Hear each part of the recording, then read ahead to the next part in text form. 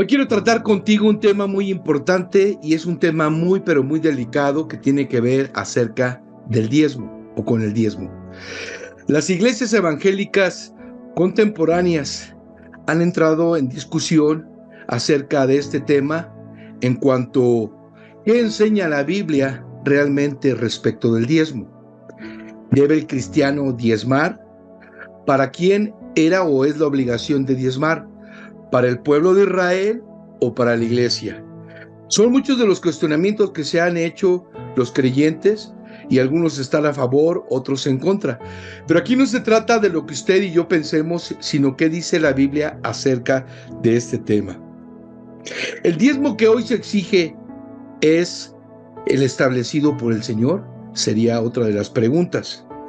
Y para poder contestar todos estos cuestionamientos tenemos nosotros que sentar bases escriturales, esto es, bases de acuerdo a la palabra de Dios, para poder tener una interpretación correcta de lo que es el diezmo. Sin embargo, hay muchas personas que tienen diferentes puntos de vista al respecto, como lo dije antes. Algunos dicen el diezmo sigue vigente, otros el diezmo ya está totalmente abrogado con la emisión del Nuevo Testamento. ¿Quién tiene la razón? Para ello tenemos que pedir dirección a nuestro Señor y poder entender lo que dice la palabra de Dios. Quiero hacer una aclaración antes de entrar a este tema.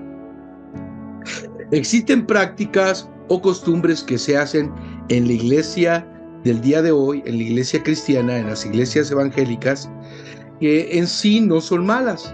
Sin embargo, a la luz de la palabra de Dios, no son del todo correctas. ¿Por qué?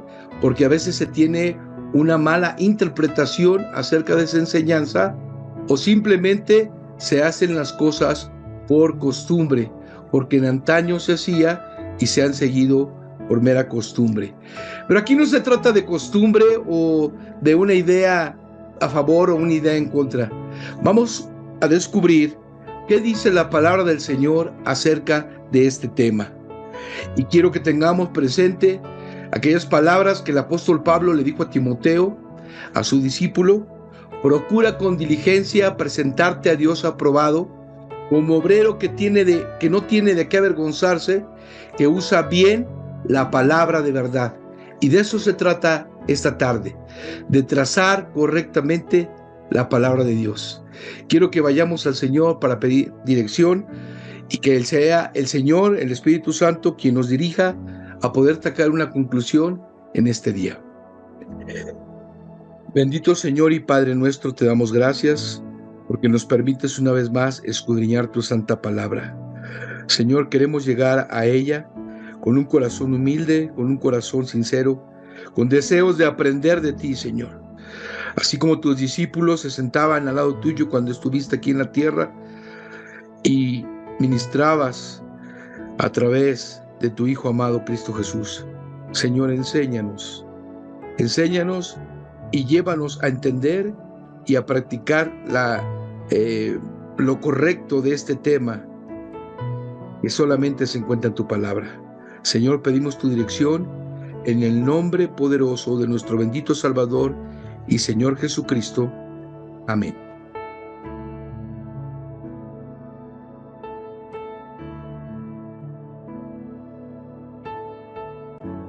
Quiero comenzar abordando este tema señalando primeramente qué es el diezmo. El diezmo es una décima parte de algo, de algún bien. Esa sería la definición general. De modo que cuando nosotros hablamos del diezmo a la luz de la palabra de Dios, significa la décima parte de algo. Quiero que entendamos en primer lugar que el diezmo tiene su origen o surge en la ley de Moisés, ¿sí? Cuando el pueblo de Dios estaba estacionado frente al monte Sinaí y Dios pide a Moisés que suba al monte, ahí da Dios los 10 mandamientos.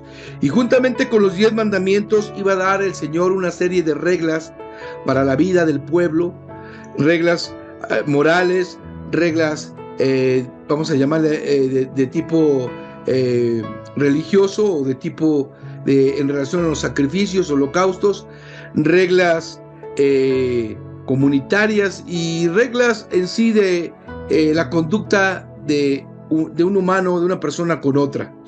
Y es importante entender que su origen, o el origen del diezmo, está en el libro de Levítico, que es el libro de la ley precisamente, en el capítulo 27, que yo te invito a que busques, por favor, Levítico capítulo 27, para leer del versículo 30 al 34.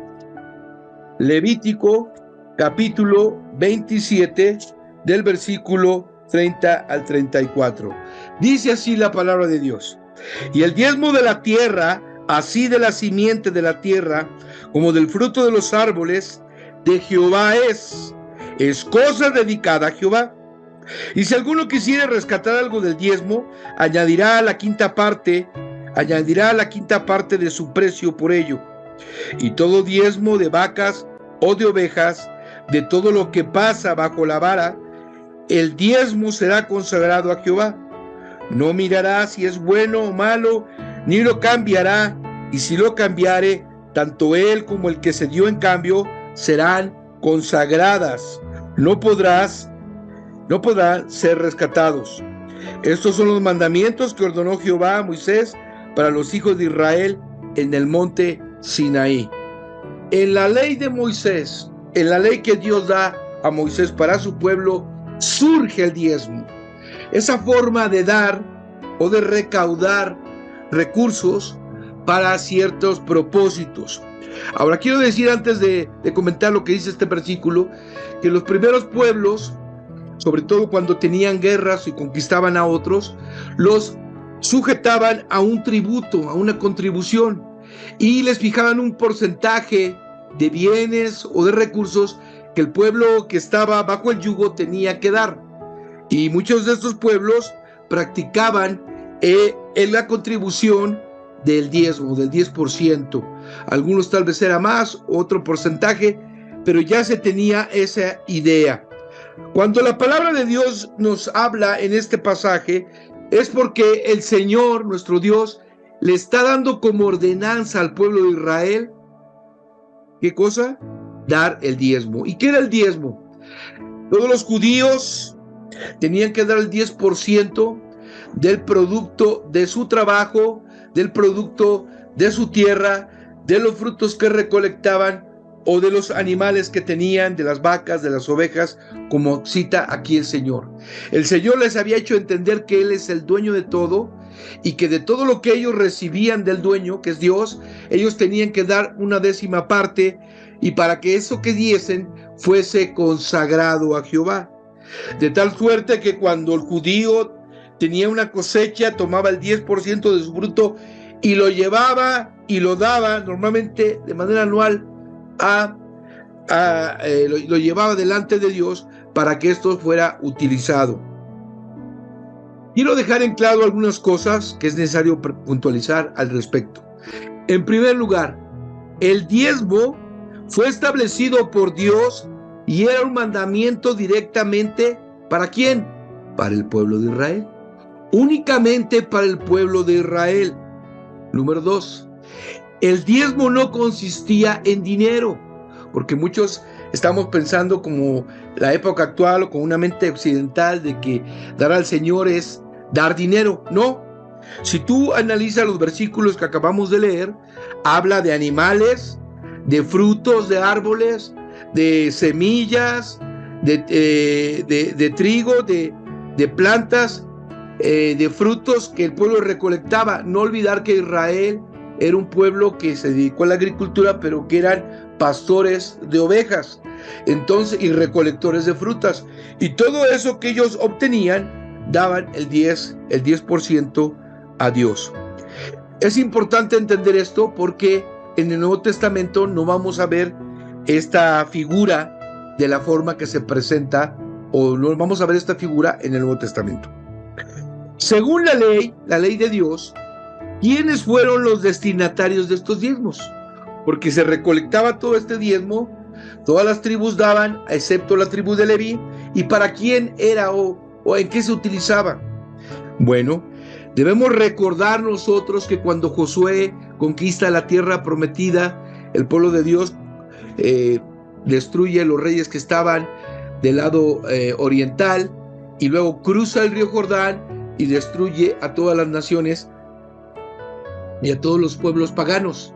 Y al término, y eso lo vemos en el libro final, en el libro de Josué, al término de la guerra, Dios pone sabiduría en Josué para repartir y dar a cada tribu su heredad. Pero la tribu de Leví no recibió una heredad específica. ¿Por qué? Porque Dios determinó que todos los pueblos tenían que contribuir, todas las tribus tenían que contribuir para dar a la tribu de Leví para su sostenimiento, porque ellos eran los que se encargaban de la dirección, organización y mantenimiento del tabernáculo, del templo, y ellos eran también como parte de su tribu y descendientes de Aarón, los sacerdotes. Quiero leer 2 versículos especiales que hablan acerca de que los destinatarios o parte de los destinatarios de todos esos recursos era la tribu de Leví. Dice Números 18:21: y he aquí que yo he dado a los hijos de Leví todos los diezmos en Israel por heredad, por su ministerio, por cuanto ellos sirven en el ministerio del tabernáculo de reunión. Queda claro que ellos vivían de los diezmos de las demás tribus. ¿Por qué? Porque ellos se dedicaban al ministerio del tabernáculo de reunión, donde estaba el lugar santo, el lugar santísimo, y donde se celebraban, se sacrificaban y se levantaban holocaustos al Señor y aún ofrendas. En Números capítulo 18, versículo 26, dice la palabra de Dios así: así hablarás a los levitas y les dirás: cuando toméis de los hijos de Israel los diezmos que os he dado de ellos por vuestra heredad, vosotros presentaréis de ellos en ofrenda mecida a Jehová el diezmo de los diezmos. Quiere decir que ni aún la tribu de Leví se escapaba de esta encomienda de Dios. Si bien ellos vivían de los diezmos de las demás tribus, de lo que recibían, ellos también tenían que diezmar, es decir, el diezmo de los diezmos tenían que dar. Todo el pueblo sabía que esta era ley de Dios y todos tenían que obedecer, pues si no, la maldición de Dios estaba sobre sus vidas. También había otro tipo de diezmo, y aquí entran otro tipo de destinatarios o quienes eran beneficiarios de estos diezmos, y estos eran los extranjeros, los huérfanos, los pobres y las viudas. ¿Cómo sabemos nosotros? Bueno, te invito a que vayamos al libro de Deuteronomio, al capítulo 14, versículos 28 al 29. Nos dice así la Escritura: al fin de cada 3 años sacarás todo el diezmo de tus productos de aquel año y lo guardarás en tus ciudades. Y vendrá el levita que no tiene parte ni heredad contigo, y el extranjero, el huérfano y la viuda que hubiere en tus poblaciones, y comerán y serán saciados, para que Jehová tu Dios te bendiga en toda la obra que tus manos hicieren. Aquí vemos nosotros que también ese diezmo cada 3 años era dado a la gente pobre, a las viudas, a los necesitados, y había una promesa de Dios para el pueblo. Si ellos contribuían, había bendición en todo lo que ellos emprendieran en la obra de sus manos, así lo promete el Señor. De modo que vemos nosotros que el diezmo surge, aplica y opera en la dispensación de la ley. ¿Qué es una dispensación? Es la forma, el periodo de tiempo en que Dios trata con determinado grupo de gente. En este caso está la ley de Dios, y esta ley está dada solamente para el pueblo de Israel, y es para que ellos lo obedezcan y la apliquen a su vida diaria. No debemos incluir, y hay que hacer una observación, no debemos incluir en la ley de Moisés la enseñanza que nosotros encontramos con relación a Abraham cuando dio los diezmos al sacerdote Melquisedec, ni tampoco a Jacob cuando se retira, se va de su familia y promete dar el diezmo de lo que el Señor le dé. No, ¿por qué no lo podemos considerar como parte de la ley de Dios, porque estas historias o estas vivencias se dieron antes de la ley de Moisés. Antes que el pueblo de Israel llegara al monte Sinaí, se dieron muchos años antes que esto sucediera. Ahora, quiero analizar un poquito estos dos casos. En Génesis capítulo 14, del versículo 1 al 24, encontramos la historia de Abraham en relación a los diezmos. La Biblia nos dice, a grandes rasgos, que 4 reyes estaban en contra de 5. Había el rey de Sinar, Elazar, Elán y Goín, estaban en contra de los reyes de Sodoma, de Gomorra, de Adma, Seboín y Zoar, y tuvieron conflicto y pelearon. Y los reyes de Elán y Goín derrotaron, esos 4 reyes, a los 5, entre los cuales estaban los reyes de Sodoma y Gomorra. Y derivado de esta batalla, se llevaron todos los bienes y también se llevaron cautivo a Lot, el sobrino de Abraham. Eso nos dice la palabra de Dios. Cuando Abraham se entera de este acontecimiento, él acude en auxilio de su sobrino y él prepara 318 siervos nacidos en su casa, los arma y los instruye para ir a la guerra. Y dice la palabra de Dios que Abraham hizo guerra con los 4 reyes que habían vencido a los de Sodoma y Gomorra, y Abraham los vence porque el Señor estaba de su lado. Abraham vence, y cuando regresa de la batalla se encuentra en el camino con el sacerdote, un sacerdote de Dios, del Dios Altísimo, llamado Melquisedec, quien le da pan, le da vino y ofrece y levanta una oración, una bendición para la vida de Abraham. Cuando Abraham presencia esto, en agradecimiento al sacerdote le da el 10% del botín que había obtenido de la guerra. Ojo, no era dinero, tal vez era plata, tal vez era oro, animales, pieles, no sabemos, no nos dice específicamente la palabra de Dios, pero era botín de guerra. Y quiero puntualizar algunos aspectos aquí.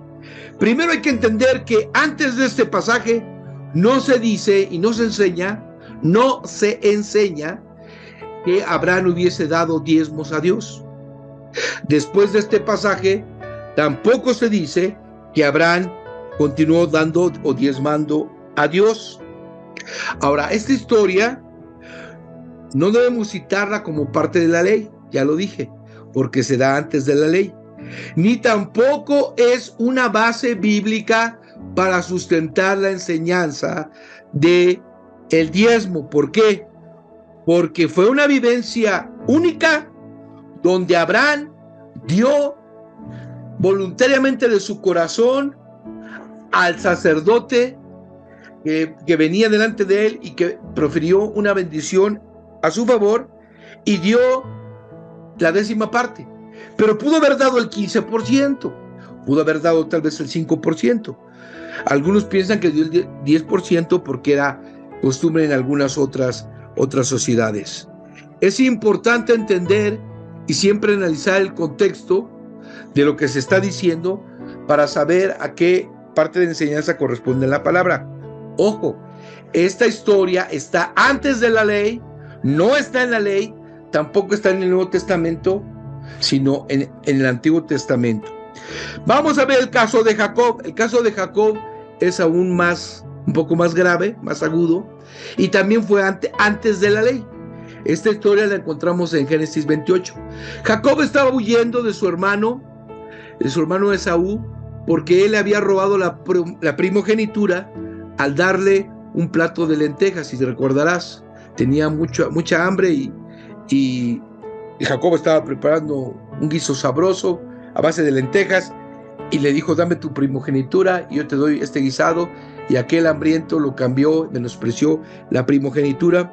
Posteriormente Isaac bendice a Jacob y Jacob es despedido porque había dicho a Esaú que lo iba a matar. Y Isaac hace una oración, lo bendice, lo despide y le dice: ve a la tierra de la familia de tu madre y busca ya una esposa. Y en ese andar llega Jacob a Betel, a una ciudad cercana donde él iba, y ahí pasa la noche.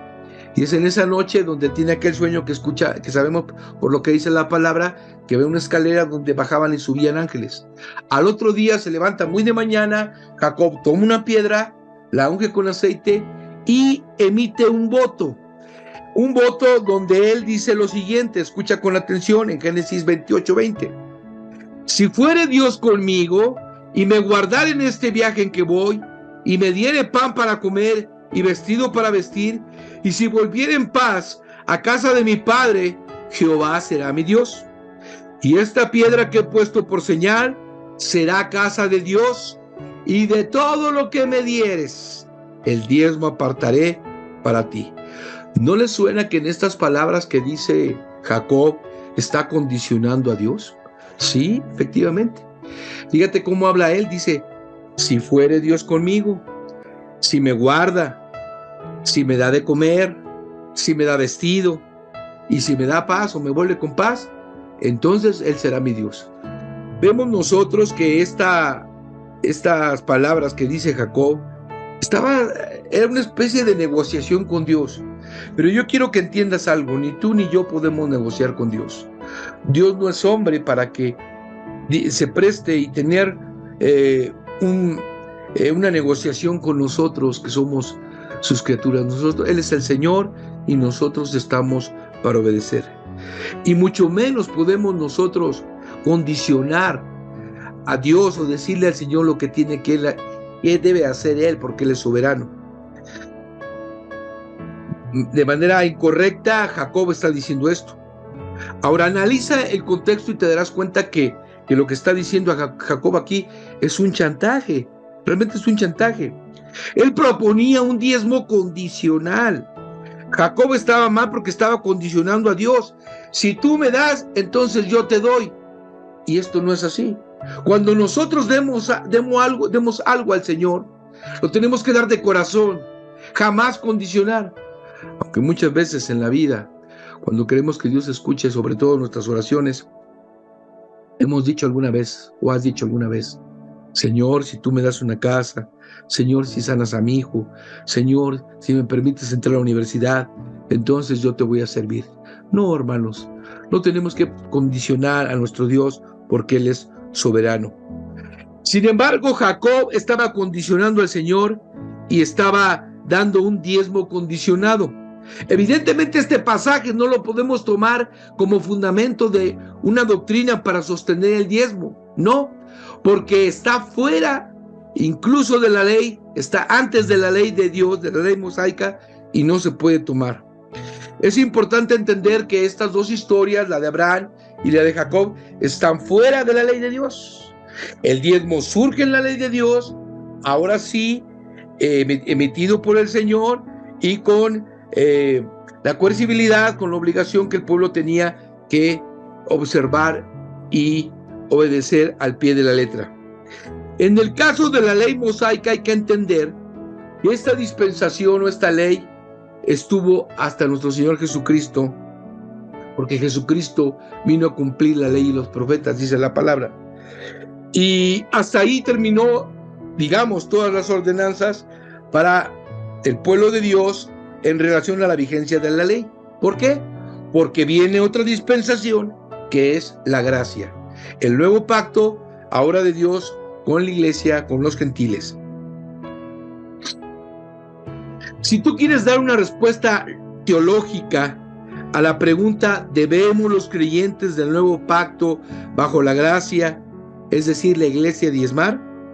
Tenemos que ser sinceros y después de haber analizado el Nuevo Testamento y el Antiguo Testamento, encontraremos que la respuesta es no.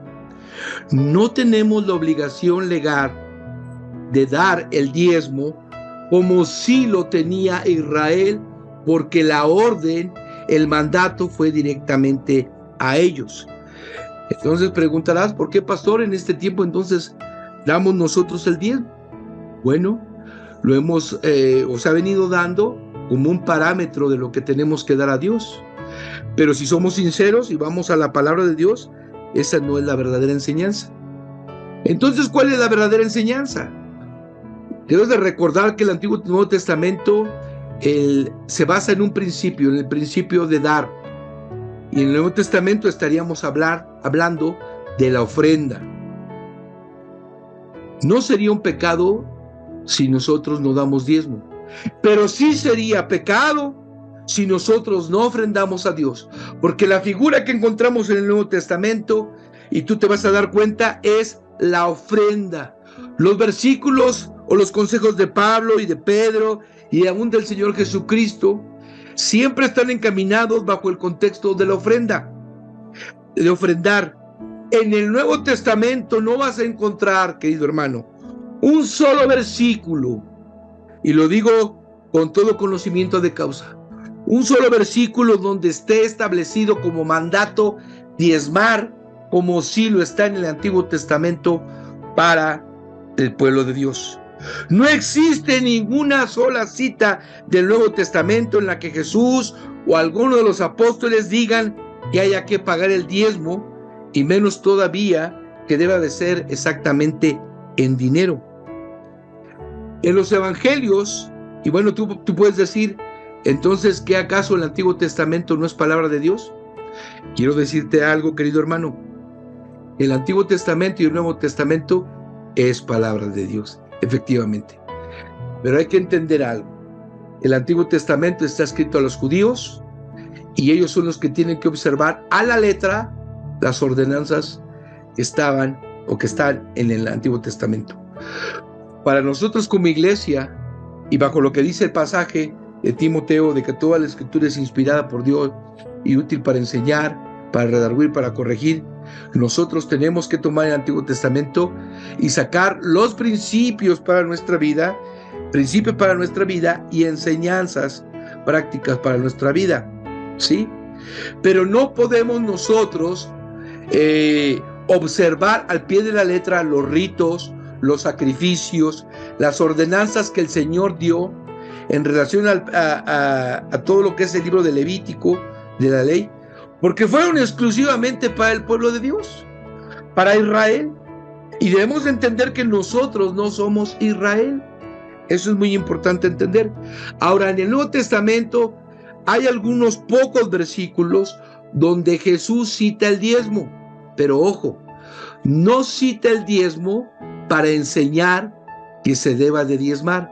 Cita el diezmo a causa de la manera de vivir de los fariseos, los escribas, los saduceos, todos los religiosos. Por ejemplo, hay 3 pasajes en el Nuevo Testamento, los evangelios, donde Jesús habla acerca del diezmo. Mateo 23:23, Lucas 11:42 y Lucas 18, del 12 al 14. Quiero leer Mateo capítulo 23, versículo 23. Acompáñenme por favor ahí en la palabra. Busquemos juntos esta porción y ve lo que dice el Señor Jesucristo. No está enseñando acerca de que se deba diezmar, más bien está emitiendo un juicio respecto de los fariseos. Mateo 23:23 dice así la palabra: Ay de vosotros, escribas y fariseos, hipócritas, porque diezmáis la menta y el eneldo y el comino, y dejáis lo más importante de la ley, la justicia, la misericordia y la fe. Esto era necesario hacer sin dejar de hacer aquello. Es decir, los judíos, los escribas, los fariseos como judíos tenían que observar la ley, ¿cierto? Sí, tenían que observarla. Pero habían convertido de la ley una manera hipócrita de vivir, una manera simplemente religiosa, y Jesús los está condenando aquí y dice: ustedes, antes de vivir todas esas reglas, primero deberían de vivir lo que es misericordia, lo que es fe y justicia, y obedecer tanto la ley de Moisés en relación a los diezmos y sacrificios, pero también obedecer, vivir una vida de misericordia y de justicia. Aquí lo que está haciendo el Señor Jesucristo está poniendo en evidencia a los fariseos, y lo mismo lo vemos en Lucas 11:42. En Lucas capítulo 18, del versículo 12 al 14, el Señor Jesucristo habla de una parábola, de una historia del fariseo y el publicano, ¿sí? Que están los dos orando y cómo el fariseo se está justificando y criticando al pecador. Y dice la palabra que el fariseo decía que diezmaba y que cumplía con la ley. Eso solamente en referencia se toca en la manera religiosa del fariseo. Pero no vas a encontrar un solo texto en el Nuevo Testamento. Y si lo encuentras, acércate conmigo, pero no lo vas a encontrar. ¿Por qué? Porque no está donde se enseñe como tal el diezmar. Pero sí vas a encontrar muchos versículos que nos habla Dios acerca de ofrendar. Y es que la figura de la ofrenda es aún más preciosa que la del diezmo. Porque ahora la ofrenda va a nacer o debe nacer del corazón del seguidor, del creyente, y no de imposición a una norma, a una regla como parte de la ley. Sí, también en la carta de Hebreos se toca acerca del diezmo, pero en relación, hablando acerca del sumo sacerdocio de nuestro Señor Jesucristo. Tampoco la primera iglesia, la de Hechos, vas a encontrar que los hermanos diezmaban. No lo dice la palabra de Dios. Dice que traían parte de sus bienes, de sus ganancias, lo daban a los pies de los apóstoles para repartirlos. Hechos 4:34. Así que no había entre ellos ningún necesitado, porque todo lo que poseían, heredades o casas, las vendían y traían el precio de lo vendido, y lo ponían a los pies de los apóstoles, y se repartía cada uno según su necesidad. La iglesia entendía que tenía que dar, que tenía que ofrendar para el sostenimiento de la misma iglesia y de los necesitados, como fue uno de los ministerios de la primera iglesia. Pero jamás se aparece esta palabra y la práctica del diezmo. Importante entender eso. La iglesia no es el pueblo de Israel, aunque muchas veces en nuestra iglesia o en las iglesias se pueden hacer paralelismos acerca de lo que eran el pueblo de Israel. Nosotros tenemos que entender que Israel es Israel y está bajo la ley. El pueblo de Dios, la iglesia, está bajo el Nuevo Testamento. Ahora, la iglesia se sostiene en las enseñanzas de nuestro Señor Jesucristo. Y en ninguna de las enseñanzas, si tú puedes revisar el Sermón del Monte, y puedes revisar el libro, los primeros capítulos de Hechos, y puedes revisar las cartas de Pablo, y no vas a encontrar la enseñanza del diezmo como un deber establecido por Dios. Pero sí vas a encontrar la ofrenda, esa figura especial donde Dios la puso, la estableció en el Nuevo Testamento para que su iglesia contribuya. El hecho de que el diezmo no aparezca en el Nuevo Testamento como enseñanza, como ordenanza, como tal, no nos exime, no nos libera de la bendición, del privilegio de dar, hermanos. Al contrario, nos compromete más de dar al Señor. Y es que si estamos agradecidos por lo que Cristo ha hecho en nuestras vidas, por la salvación que ha traído a nuestro ser, la vida eterna, como manera de agradecimiento, aunque diésemos todos no lo podríamos pagar, está la ofrenda. Y no tan solamente el contexto de la ofrenda es dar dinero. No, porque tú puedes ofrendar tiempo, puedes ofrendar talentos, puedes ofrendar de tus dones, de tus posesiones, de tus recursos, de tu familia, de tus manos, puedes dar al Señor. Y es importante entenderlo. Ahora hay algo importante también que comprender. En Santiago capítulo 2, versículo 10, que por cierto estamos escuchando y estudiando los días domingo, dice: porque cualquiera que guardare toda la ley, pero ofendiere en un punto, se hace culpable de todos. La enseñanza del diezmo es del Antiguo Testamento. Y si nosotros pretendemos traer esa enseñanza como tal al Nuevo Testamento, entonces también tendríamos que observar todos los puntos de la ley, porque si no cumpliésemos o si nada más observásemos un solo punto, caeríamos en lo que dice Santiago: nos hacemos culpables de todos los mandamientos. Y entonces entraríamos en una confusión tremenda, porque tendríamos entonces que dejar de hacer muchas cosas si realmente queríamos vivir o querer vivir una vida de manera judaica. Por ejemplo, tendríamos que dejar de comer mariscos, porque eso estaba prohibido para los judíos. No comeríamos carne de puerco porque era un alimento de abominación. Tendríamos que guardar el sábado porque eso está en la ley de Moisés. Si tuviésemos un hijo rebelde, había que traerlo delante del pueblo para que muriese apedreado. Eso era lo que la ley decía. Teníamos que ir por animales y sacrificarlos, llevar un cordero y destazarlo delante de un sacerdote y que el sacerdote en un holocausto lo ofreciera por nuestros pecados a Dios. No, hermanos, no hay que confundirnos. Todas esas prácticas específicas fueron para Israel, pero para nosotros como iglesia está la gracia y está el principio de dar. Quiero hacer una aclaración. Como ya lo dije hace rato, el hecho de que el Nuevo Testamento no aparezca el diezmo como un mandato no significa que no debamos dejar de contribuir con la iglesia, o el contrario, nos compromete más. La ofrenda, la dádiva que nosotros damos cada domingo, se necesita para el extendimiento de la palabra. El Señor en el Nuevo Testamento nos ha enseñado que el obrero es digno de su salario, y lo que se recaba cada domingo es para solventar todos los gastos de nuestra iglesia, de nuestro templo, para poder seguir compartiendo y predicando la palabra, porque eso fue dado por Dios. De modo que estamos hablando de ofrenda. Todos los creyentes en el Nuevo Testamento debemos de contribuir con nuestras dádivas, con nuestras ofrendas.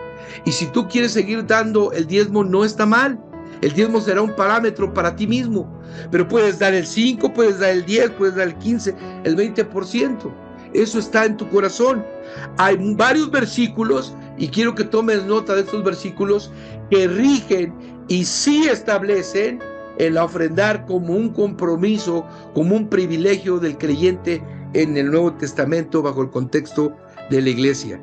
Hechos 20:35, el apóstol Pablo dijo: en todo os he enseñado que trabajando así se debe ayudar a los necesitados, y recordar las palabras del Señor Jesús que dijo: más bienaventurado es dar que recibir. Sabemos que el principio en el Antiguo Testamento el diezmo, dar. En el Nuevo Testamento la ofrenda, dar. El principio es dar. Deuteronomio 16:17 decía: cada uno con la ofrenda de su mano, conforme a la bendición que Jehová te hubiere dado, te tenías que presentar. Y en el Nuevo Testamento dice en 2 de Corintios 9:7 el apóstol Pablo: cada uno dé como propuso en su corazón, no con tristeza ni por necesidad, porque Dios ama al dador alegre. En el Nuevo Testamento Dios quiere ver creyentes dando de manera alegre, no por compromiso, no por mandato, sino por agradecimiento, por amor a su Señor y Salvador, porque dice claramente en la Escritura: Dios ama a ese dador alegre. Hay otra cita, 1 de Corintios 16:2. Cada primer día de la semana, cada uno de vosotros ponga aparte algo, según haya prosperado, guardándolo para que cuando yo llegue no se recojan entonces ofrendas.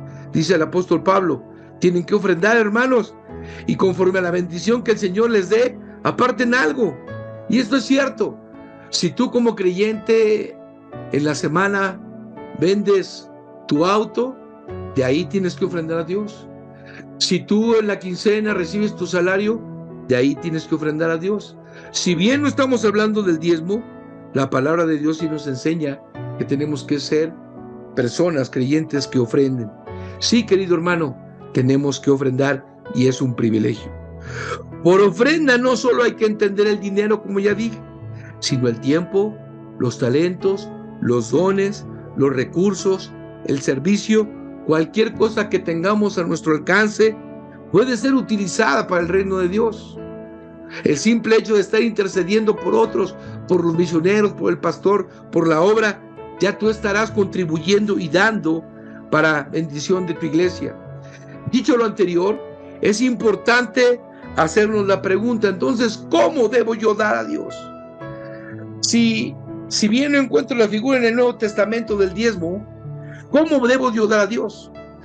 Y más bien la pregunta deberíamos de hacernos es la siguiente: ¿cómo puedo ofrendar de tal manera que muestre mi gratitud, mi amor para con mi Señor y mi Salvador, el que derramó su sangre preciosa en la cruz, sin que yo la merezca? ¿Cómo puedo corresponder? Y eso sería una de las formas de corresponder con nuestro Dios: ofrendando de nuestro tiempo, de nuestros recursos, de nuestro conocimiento, de lo que Dios nos ha dado, de lo mucho que Dios nos ha dado a todos. Quiero decirte que las características que encontramos acerca de la ofrenda en el Nuevo Testamento son interesantes y las quiero solamente enunciar. La ofrenda es personal. No se trata de que ofrendemos como familia, se puede hacer, pero la ofrenda es personal, así como la salvación es personal. Es una manera de mostrarle a Dios que le amas. Y no es tanto la cantidad, hermano, porque Dios no se fija en la cantidad, sino se fija en nuestro corazón. Claro, si eres una persona rica y estás dando muy poco, hablaría mucho de ti. Es personal, porque dice que cada uno dé. Es voluntaria, porque Dios nos deja que nosotros propongamos en nuestro corazón qué es lo que vamos a dar. Es decir, tú debes hacer un compromiso con Dios. ¿Qué es lo que vas a dar? ¿Qué cantidad vas a dar? Y esto debe ser voluntario, no porque te estén obligando, no porque te estén recordando el pastor o los diáconos, sino por tu amor a Dios. Debe también ser una ofrenda planeada desde tu casa. Dice, proponer en nuestro corazón el porcentaje que tú ya estás asignado, el 10, el 5, el 2, no sé, el porcentaje, apartarlo, ponerlo en su sobre, orar, guardarlo y consagrarlo a Dios, y el día domingo entregarlo y alabar el nombre del Señor. La actitud de corazón, con alegría, con gozo, no con tristeza, no como decir, ahí van mis 10 pesos. No, hermano, con gozo, porque Dios ama al dador alegre. Nace de un corazón agradecido para con el Señor y no tiene por qué sentirte triste, ni defraudado, ni cuestionar, de decir, no voy a dar 100 pesos, porque si doy 100 pesos, quién sabe qué vayan a hacer con eso. No, hermano. Ahora, nuestra ofrenda también tiene que ser generosa.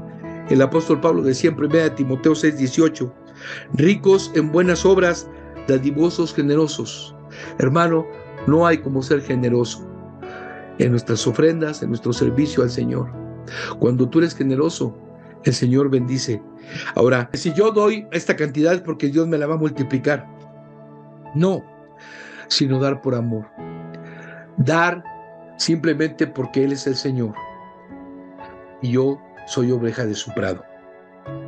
Claro está que está la ley de la siembra y la cosecha, que nos dice la palabra del Señor, nos dice en Corintios que nosotros demos y que nosotros seamos atentos con lo que damos. Dice la palabra en 2 Corintios 9:6, por esto digo, el que siembra escasamente, también segará escasamente, y el que siembra generosamente, generosamente también segará. Cada uno dé como propuso en su corazón, no con tristeza ni por necesidad, porque Dios ama al dador alegre. No debemos dar buscando que Dios nos dé, pero sí debemos dar buscando honrar a nuestro Dios. Tenemos un ejemplo, y con esto quiero cerrar esta enseñanza, el ejemplo de la viuda pobre, allá en Lucas capítulo 21, del 1 al 4.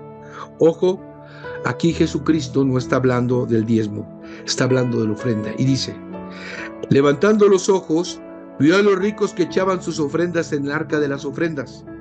Vio también una viuda muy pobre que echaba allí 2 blancas, y dijo, en verdad os digo, que esta viuda pobre echó más que todos, porque todos aquellos echaban para las ofrendas de Dios de lo que les sobra, mas esta de su pobreza echó todo el sustento que tenía. Y es que Jesús ve el corazón. Puedes tener muchas riquezas y tener un corazón avaro, un corazón que no sea generoso y guardar esos recursos para tu vida. Pero tú puedes ver que hay gente humilde como esta mujer, muy pobre, pero que su amor por Dios era más, que dio con todo su corazón, con alegría a Dios. No es tanto la cantidad, es cómo lo damos a nuestro Dios. Claro está que si tu corazón es generoso, vas a dar más allá. Y el Señor quiere que llegues al convencimiento pleno de que tenemos que cumplir con este compromiso de dar y ser y ser una iglesia como la que cita el apóstol Pablo en 2 de Corintios capítulo 8, versículos 1 al 5. Que dice que hay iglesias que dieron para el servicio sus fuerzas y más allá de sus fuerzas, que dieron al Señor con todo corazón, y que se dieron para hacer eso, se dieron primeramente a sí mismo y después lo dieron voluntariamente a Dios. Quiero que me acompañes y con esto quiero terminar. 2 de Corintios capítulo 8, y solamente quiero leer un solo texto de esta porción que te acabo de parafrasear. 2 de Corintios 8, ¿sí? Y dice así, y habla acerca de las iglesias de Macedonia. Asimismo, hermanos, os hacemos saber la gracia de Dios que se ha dado a las iglesias de Macedonia, quien en grande prueba de tribulación, la abundancia de su gozo y su profunda pobreza abundaron en riquezas de su generosidad. Pues doy testimonio de que con agrado han dado conforme a sus fuerzas y aún más allá de sus fuerzas, pidiéndonos con muchos ruegos que les concediésemos el privilegio de participar en este servicio para los santos, y no como lo esperábamos, sino que asimismo se dieron primeramente al Señor y luego a nosotros por la voluntad de Dios. Ese tipo de corazón Dios quiere ver. Si bien el diezmo es un parámetro, y aunque ya no está vigente para la iglesia, nosotros debemos de contribuir a la obra con nuestras ofrendas. Y si tú quieres optar como un parámetro de tu ofrenda el porcentaje del diezmo, hazlo, hermano, no hay ningún problema. O si no lo quieres hacer, quieres dar más o es menos, no hay ningún problema. La cuestión es que cada uno, ninguno de nosotros tenemos que hacernos a un lado, sino tenemos que contribuir con nuestras ofrendas al Señor, porque Dios ama al dador alegre. Concluyendo, ¿está vigente el diezmo en nuestro tiempo? No, no está vigente. Lo que está vigente es la ofrenda correcta que proviene del corazón del creyente, del amor, de la expresión de la entrega a nuestro Señor, que debe ser total. De ahí surge. Y podemos decir que la ofrenda nos compromete aún más con nuestro Dios, porque Él se dio a sí mismo por nosotros. Y si Dios no escatimó a su Hijo y con Él nos dio todas las cosas, empezando por la salvación, ¿por qué nosotros no contribuir a manera de agradecimiento y de alabanza a nuestro Dios, honrándole con nuestras ofrendas? Espero que haya quedado claro. Que el Señor te bendiga. Dime, Dios, dímelo, que te puedo dar, que no tengas ya. Dime, Dios, dímelo, que te puedo dar, que no tengas ya. Si todo es tuyo,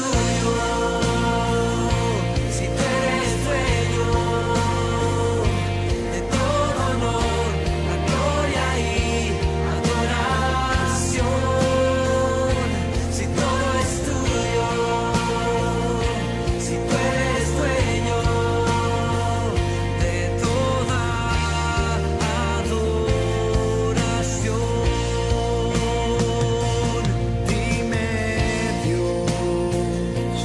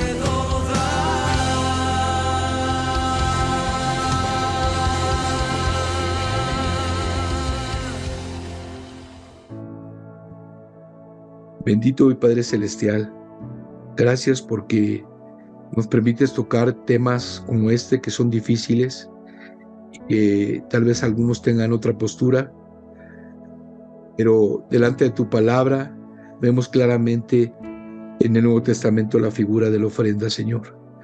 Permítenos ser dadores alegres, que dan voluntariamente, con generosidad y con un corazón, Señor, de gozo. No por necesidad ni por compromiso, sino simplemente porque queremos honrarte. Enséñanos como iglesia a dar y dar más allá de nuestras fuerzas, como la iglesia de Macedonia, y esperar en ti, Señor, porque tú amas al dador alegre y porque más bienaventurado es dar que recibir. Señor, gracias por la enseñanza de esta tarde. En el nombre poderoso de Jesús. Amén. Es un tema un tanto difícil, pero el Señor nos ha aclarado el panorama con su palabra. Espero que haya quedado entendido el privilegio de dar, que ahora en el Nuevo Testamento nos compete a través de la ofrenda. Que el Señor te bendiga, que pases una linda tarde y que el Señor te guarde en este fin de semana y te prospere.